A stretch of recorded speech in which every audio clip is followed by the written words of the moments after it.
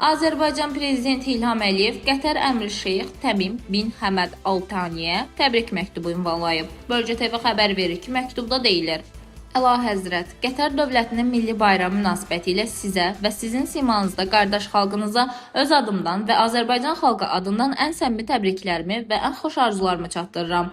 Ortaq dini mədəni dəyərlərə, qardaşlığa, İslam həmrəyliyinə əsaslanan Azərbaycan-Qətər münasibətlərinin səviyyəsi bizi sevindirir. Əminəm ki, qarşılıqlı etimad və dəstək üzərində qurulmuş dövlətlərarası münasibətlərimizi möhkəmləndirmək həm iki tərəfli, həm də çox tərəfli müstəvidə qarşılıqlı maraq doğuran əməkdaşlığımızın potensialından tam bəhrələnmək üçün bundan sonra da birgə səylər göstərəcəyik. Bu bayram günü sizə möhkəm can sağlığı, xoşbəxtlik, ali dövlət fəaliyyətinizdə müvəffəqiyyətlər, qardaş Qətər xalqının daimi əmin-amanlıq və firavanlıq arzulayıram.